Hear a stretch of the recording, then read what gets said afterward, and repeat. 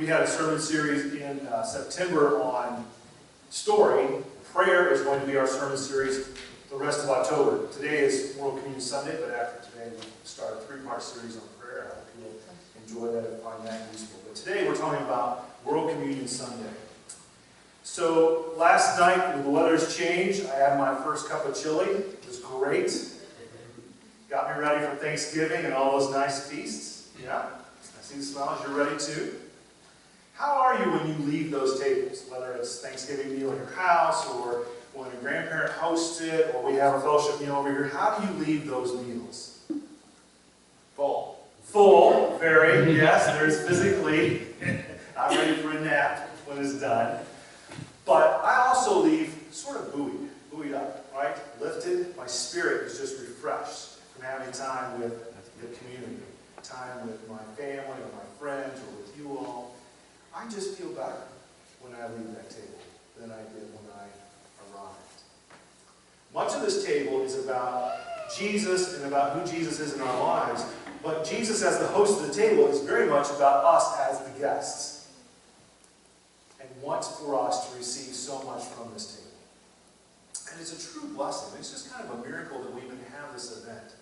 You know, the disciples, when they first started to live without Jesus in their midst, were very oppressed, persecuted. People were trying to kill them. So this meal became sort of a time of refreshing of the community spirit. For those of us today, there's times in which life roughs us up. Whether we're trying to survive the loss of a loved one, the loss of a young student in our midst, coming together as community around the table is as basic as circling the wagons and enjoying the safety of numbers. But it's more than that, right? If we do this regularly, we don't just experience the numbers of our community and who we can lean on, but we get to experience all that shared wisdom.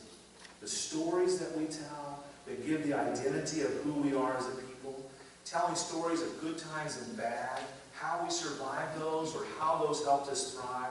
You know those great stories that we tell. And a few funny ones along the way. Sharing the wisdom of the community around the table is profound in our experience of the faith. But it's not just to be community, right? It's not just what this table is about. It is about you. I love the text that Jeff read. I love texts like that. And Paul is writing this as a letter to another church to instruct them on how to live. The Corinthian church had a few issues. So Paul is trying to straighten some of that out and help them be a more vibrant faith community.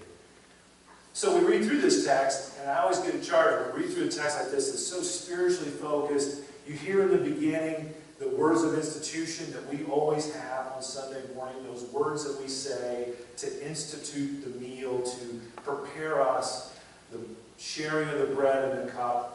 And then it's followed by some very practical instructions, such as, you should probably eat before you arrive. To me, it's just kind of funny.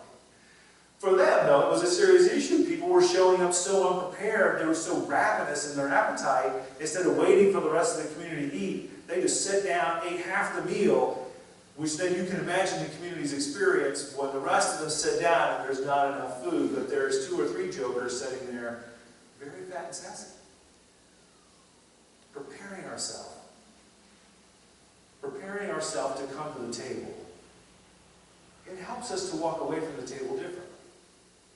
I love the cycle that's given to us that before we come to the table, we have the opportunity to confess, to lay down all of our burdens, to give up what's plagued us all week, to review the week that's gone before and think about what was right and what was wrong, what do we celebrate and what do we suffer from, and bring that stuff to the table so that we don't carry it into the next week. And then when we're at the table, what we're asked to do is simply accept what's given us. To me, probably the hardest part of the cycle.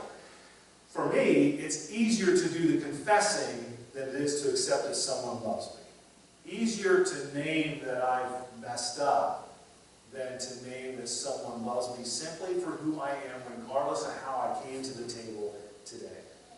To me, that's the most difficult part of the experience.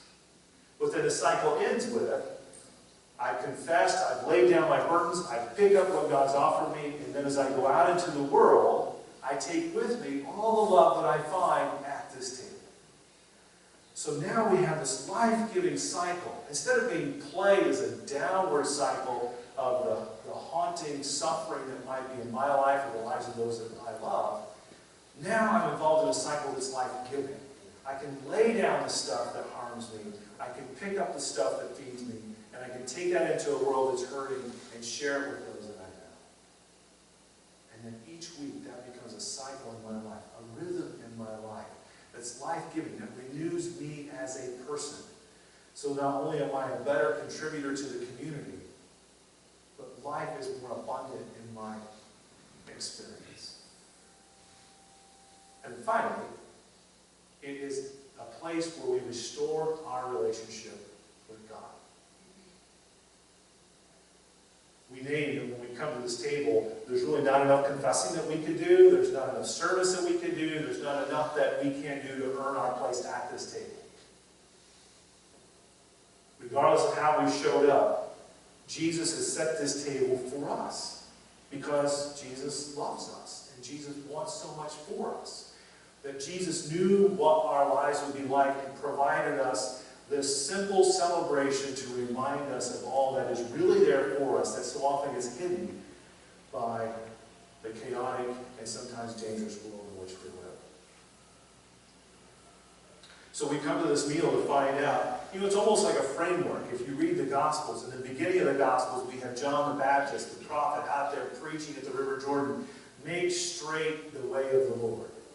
And as we read through the Gospels, like we live our own lives, we find out it's truly beyond us to make that road straight. So at the end of the story, we have the experience of Jesus Christ on the cross, the one who has the power to make straight our relationship with God. And who is happy to do it, and overjoyed to do it, and simply wants us to accept that he's done that for us. This week, after the tragedy that happened Friday night, I was asked, how do people even survive that? If you're a parent who loses a child, or you lose a loved one, how do you survive that kind of loss? For some, they don't, right? For some, we know people who we watch them endure that kind of suffering, and they end up spinning outward. They spin away from those that they love. The relationships that should have been life-giving in response to that kind of loss, those relationships sometimes end. The brokenness overwhelms them, and they walk out on their own. But there's others that we know that they have a different response. The response to loss actually causes them to become closer to each other. They're more bonded afterwards. What is different about those two experiences, those two responses to the similar incident? So often when I meet those kinds of people, the difference I find is how they laid a foundation inside that relationship. Those relationships that are more life-giving in their rhythms and in their cycles, who have a foundation that is deeper into the ground, tend to be more life-giving in the face of tragedy. When they include the kind of cycles that we find here at the table, where we as individuals can come and confess, accept love, and share it. Relationships that are patterned after that kind of rhythm respond so much differently to loss. And those that are missing that kind of foundation typically are the ones that find themselves spinning outward away from each other. And especially those relationships that the cornerstone of their foundation is Jesus Christ. Those relationships are noticeable for the way in which they respond to the world around them. They become a relationship that others admire and envy, because even in the face of tragedy, they will be life-giving and loving. We have the chance to celebrate this each week. We have the chance to do this each week as a way to shape our souls, to prepare ourselves, not just to share it with the world around us, but when we need it ourselves, we know what it's like to be renewed because we've been practicing this kind of renewal in our own lives every week. We know what it's like to live in community because we've been living in community by design each week. We don't just experience community at the grocery store because we showed up when we had to buy groceries and the line was long. But we experience community by design each week because we've chosen to be in this place at this time with each other to celebrate this meal. It makes a difference. It will just accept it. I get to